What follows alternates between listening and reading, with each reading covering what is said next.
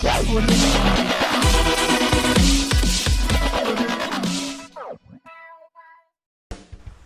cuy, kembali lagi dengan gua.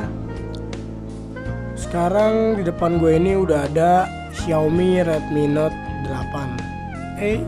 Bukan Xiaomi lagi, tapi Redmi Note 8 yang kurang lebih udah gua pakai selama 1 bulan lebih, kurang lebih 1 bulan lah.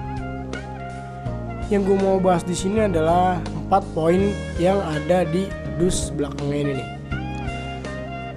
Yang pertama ada 48 megapiksel kuat kamera, terus ada 6,3 inci dot display, terus 4000 mAh baterai sama SoC Snapdragon 665 ini.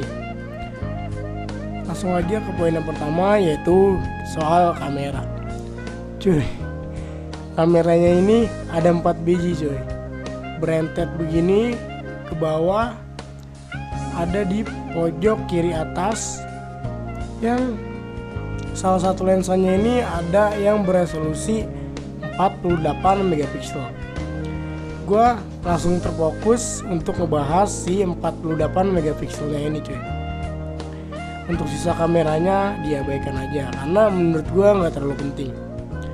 Untuk soal kameranya menurut gua hasilnya oke-oke aja, kayak seri Redmi Note pada umumnya.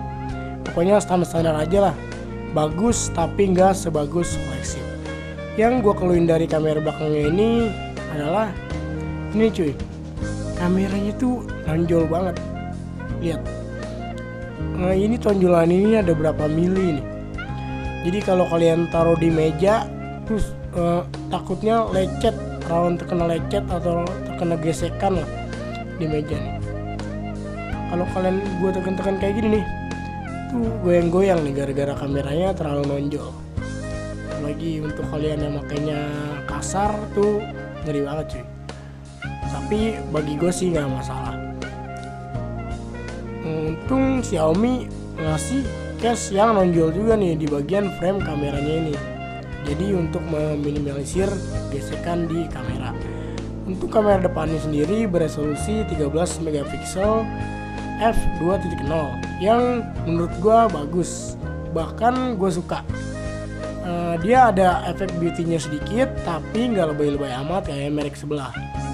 Pokoknya oke lah buat si kamera depannya ini, walaupun resolusinya cuma 13 megapiksel. Untuk hasil kameranya, terutama kamera utamanya, seperti yang tadi gue bilang, bagus-bagus aja tapi nggak sebagus flagship. Pokoknya bagus untuk range harganya. Ya lu pada udah tau lah, karena HP ini udah rilis 8 bulan lalu atau lebih mungkin. Itu udah banyak yang review cuy, udah banyak banget. Jadi mungkin kalian udah tahu lah. Dan kalau ngomongin kamera belakang, gua tetap lebih suka Mi 8 Lite. Entah kenapa gua suka aja dengan hasil foto seri Mi ketimbang Redmi series. Walaupun ya si Redmi Note 8 ini punya 4 biji kamera cuy, 4 biji nih lensanya, 5 sampai kamera depan. Tuh gue tetap lebih suka si Mi 8 Lite yang kameranya tuh cuma 2 biji cuy, 2 biji, 3 sama kamera depan. Tuh gue lebih suka Mi 8 Lite. Apalagi kalau udah pakai Gcam, sama-sama pakai Gcam, coba lu bandingin cuy. Gue udah bandingin dan menurut gue pribadi itu lebih bagus si Mi 8 Lite. Dan entah kenapa pengalaman gue itu seri Mi itu lebih bagus di soal kamera dibanding Redmi. Mungkin itu kelebihan dari Xiaomi Mi series. Dan bagaimana performa baterai di HP ini? Menurut gua nggak ada yang spesial, biasa-biasa aja. Ya emang 4000 mAh, cuman ya biasa aja gitu cuy. Apalagi HP sekarang kan udah gila-gilaan baterainya, udah 5000 mAh. Menurut gua 4000 mAh di Mi 8 Lite ini ya biasa-biasa aja cuy. Bahkan setelah gue bandingin sama daily use gue, yaitu Xiaomi Mi 8 Lite, itu mirip-mirip cuy soal baterai. Maksud gue nggak irit-irit amat, nggak boros-boros amat gitu. Ya cukup lah dari pagi sampai sore untuk pemakaian standar ala gue. Tapi soal baterai gue nggak ada komplain sih, karena ini HP gue pakai juga cuma untuk HP kedua. Ya paling cuma buat main game lah dikit-dikit. Terus bagaimana performanya main game, terus multitaskingnya. Gue udah cobain beberapa game seperti PUBG, COD Mobile, dan game-game ringan kayak 8 ball pool dan game-game kecil lainnya. Kalau lu HP yang lu gunain itu Snapdragon 660, terus lu mau upgrade nih ke Note 8 yang pakai 665, itu jangan harap lu dapetin performa yang signifikan, yang lebih bagus gitu, karena performanya sama aja cuy sepemakaian gua, sama kayak Snapdragon 660 yang ada di Note 7 dan Mi 8 Lite. Menurut gua sama-sama aja, nggak ada yang terlalu ngebut amat lah. Ya cuman di nanometernya aja yang dikecilin dari yang sebelumnya, katanya untuk mengirit daya dan untuk meminimalisir panas. Itu emang kerasa sedikit, tapi nggak signifikan banget cuy. Jadi kalau kalian yang dari Note 7 mau upgrade ke Note 8, menurut gua nggak usah. Terus yang terakhir soal layar cuy, nggak jauh dari kata burn in untuk seri Redmi Note. Dari dulu, dari Redmi Note 3 itu udah ada kasus burn in cuy, dan sampai si Redmi Note 8 ini. Nggak tahu Xiaomi itu dengerin fansnya atau enggak soal burn in ini, atau emang Xiaomi belum bisa ngatasin masalah burn in ini. Ada yang belum tahu apa sih itu burn in. Burn in itu ibaratnya kalau di AMOLED itu shadow cuy. Jadi kalau lu buka aplikasi terus lu pencet home atau ke aplikasi lain tuh ada bekas ceplakan gambar sebelumnya cuy. Kayak di bawah sini nih biasanya ada navigasi yang tertinggal, atau di atas ada sisa-sisa notifikasi bekas, entah itu icon WA atau apa, itu tertinggal cuy. Paling gampangnya kalian blur kayak gini nih, terus nanti bakal kelihatan cuy kalau ada lu pakai navigasi, bakal ada ceplakan navigasi, dan di atas ini bakal ada ceplakan baterai dan notifikasi kayak WA, Instagram, itu kelihatan cuy. Dan kalau mau lebih kelihatan itu lu gunain wallpaper biru. Cara ngatasinnya gimana? Kalau lu udah burn in, yang pertama lu klaim garansi cuy. Lu klaim garansi aja, lu ajuin, yang penting HP lu resmi dan full set cuy. Dan HP-nya juga dalam kondisi mulus. Untuk seri Redmi Note ini emang kasusnya udah banyak banget. Dari Redmi Note 3 lu bayangin cuy. Jadi 50-50, enggak 50-50 sih. Ibaratnya 10 banding 100 cuy. Yang kena itu 90% itu, 10%-nya itu nggak kena. Jadi untung-untungan nih cuy. Tapi untuk seri Redmi Note 8 yang gue pakai ini, itu kemungkinan besar nggak bakal kena cuy, karena gue belinya yang perakitannya itu 2020 bulan 4. Karena gue dengar si Redmi Note 8 ini itu dirakit rakitan awalnya itu burn in cuy. Nih bisa kalian lihat, untuk perakitan awal itu kena burn in semua cuy. Dan ini bisa lo lihat di sini di pojok bawah kanan ada tulisan 2020.4, itu tanggal perakitannya.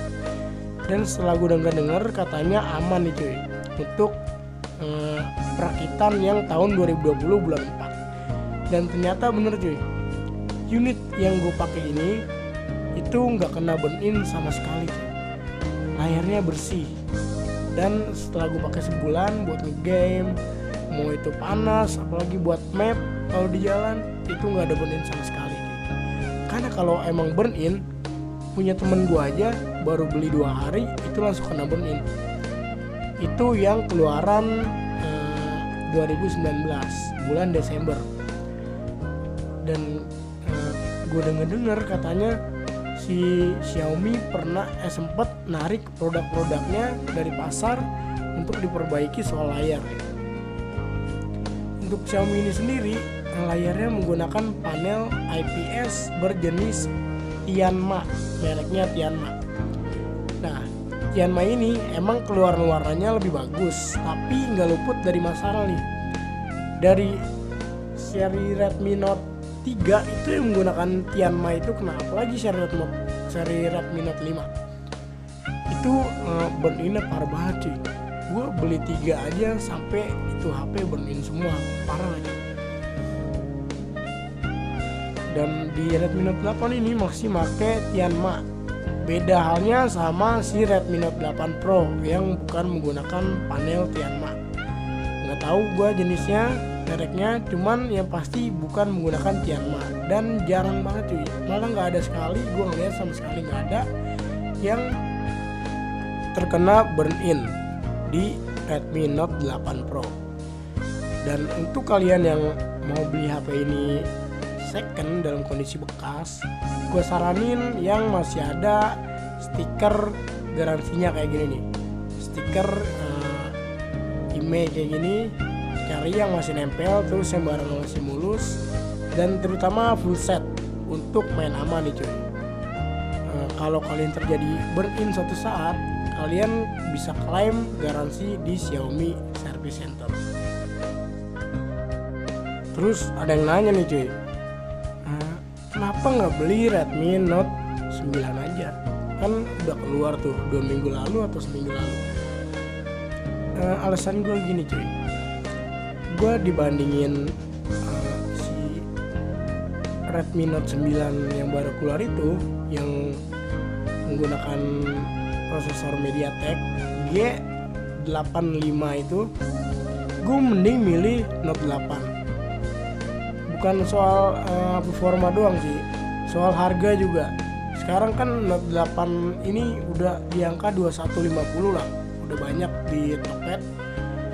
Dan lu bandingin sama si Redmi Note 9 yang PO, dan paling ada itu harganya 25 sampai 26 cuy, gue yakin. Itu lebih mending si Redmi Note 8 ini. Terus soal performa juga, Helio G85 itu menurut gua oke-oke aja, kenceng. Cuman dibanding Snapdragon 665, gua lebih milih Snapdragon 665 untuk gaming. Karena kalau MediaTek Helio G85 itu untuk game memang oke di pertama. Cuman kalau HP lu udah panas cuy, itu udah frame rate-nya lebih banyak daripada si Snapdragon 665 cuy. Gue udah ngerasain sendiri, dan gue juga udah pernah bandingin si Redmi Note 8 ini sama yang Versi Pro.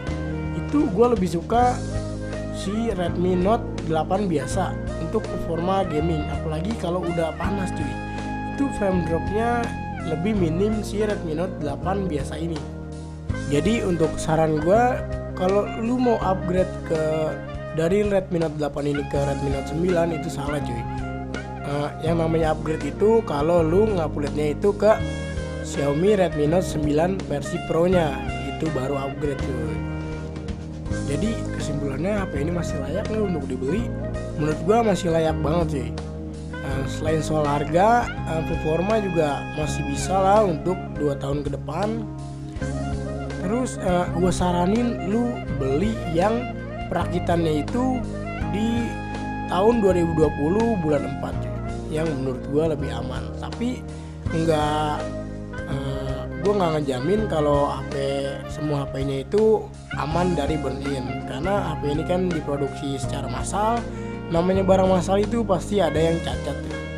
Dan kalau kalian yang nonton video ini punya problem burn in untuk pembuatan perakitan 2020 bulan 4, itu komen aja cuy di bawah untuk kita sharing-sharing. Oke, sekian aja video curhat dari gua. Thank you for watching. See you.